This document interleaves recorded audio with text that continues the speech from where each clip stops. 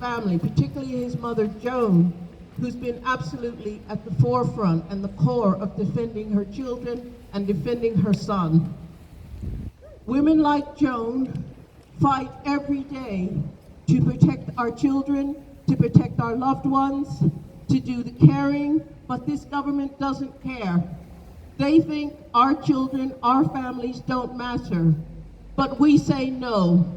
We are coming together to defend our loved ones, to have our rights, and to say that we all have a right to be here.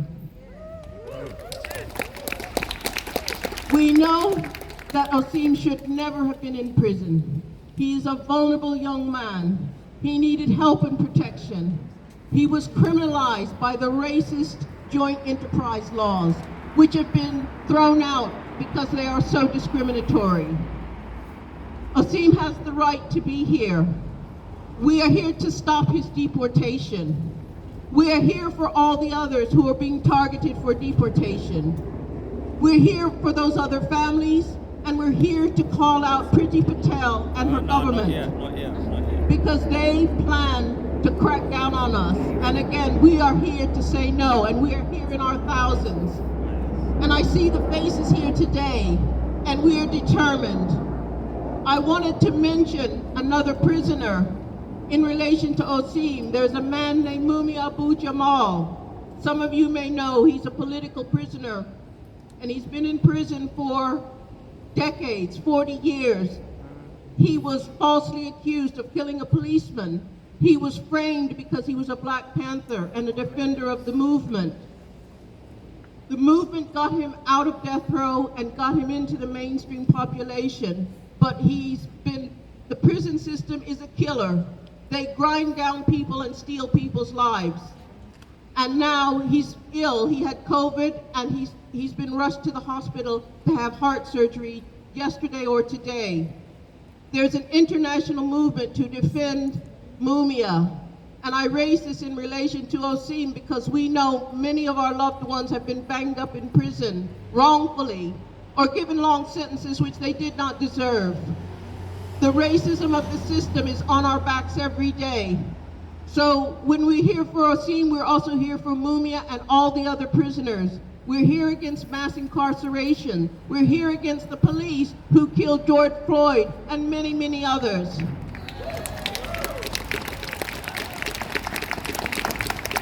We're here to bring our movements together, because if we can bring our movements together, we have a huge amount of power.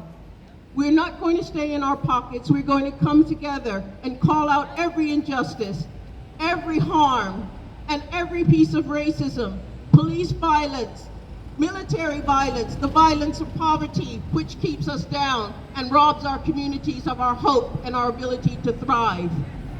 So we're here together, and I am so glad to be here. I'm with women of color, but also with sisters from the All Africa Women's Group.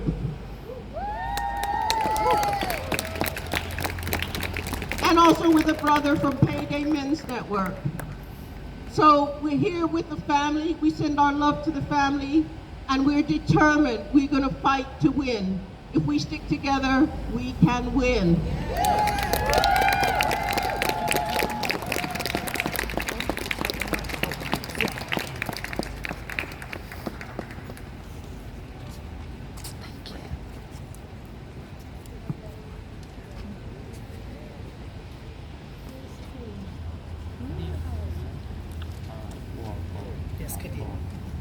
You gonna speak?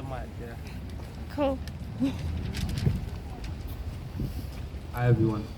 So basically, I'm here today in solidarity with Joan Osime's mom, as well, for the harsh treatment that he's been subjected to, and the harsh treatment a lot of us engaged in working class struggle have been subjected to as well.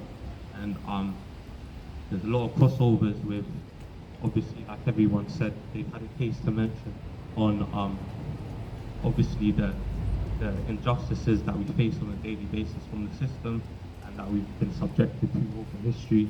And yeah, I'm just another one of those cases, so to speak. But yeah, I'm just here to give a voice to those who can't speak, those whose who've had their voices taken away from them, and those who might feel afraid to speak as well, because obviously as a young person, I'm youth leader at Normal Exclusions, the organisation I'm representing today, and we have a mission to obviously abolish the school to prison pipeline, which we feel like a lot of Black Caribbean boys and girls we're being thrown onto obviously this production line, and obviously we're here today to kind of talk about the outcomes and how those can obviously affect people more intensely than others. And obviously it's not just a school to prison pipeline, it's a school to prison to deportation, obviously, as we're here today. And yeah, like just kind of understanding the issue and the task at hand, and kind of continuing to talk about stories and mention people's names, and talk about the collective basically. And yeah, I'm getting a bit nervous now, I think.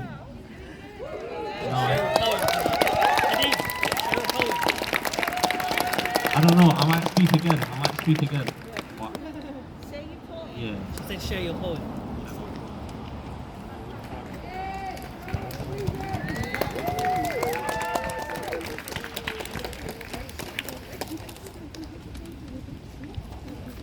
I don't know. I haven't performed this yet, but idealistic. My mind's a misfit. Decline my quickness. I'm black aggressive. My life depicted. Nothing about slavery. Unwise decision. Thought you had done enough for us to not devise resistance. Capitalism, racism, surveillance, and monetization. For me, this started in education. I'd like the opportunity to discuss that. Let's discuss facts for mixed and black Caribbean heritage. Just here for benefits. The stereotypes aimed at ethnic minorities are repetitive. Don't forget about the girl, argumentative, trouble with expression and no healthy friendships. My politics are too political. My disability is too able. Discrimination came my way. I'd like to tell you I'm truly grateful. I moved the seats at the table. I've engaged, but when should I name call? Can you tell me please while my thoughts remain? I'm solidified in many space. Solidify your empty gaze. I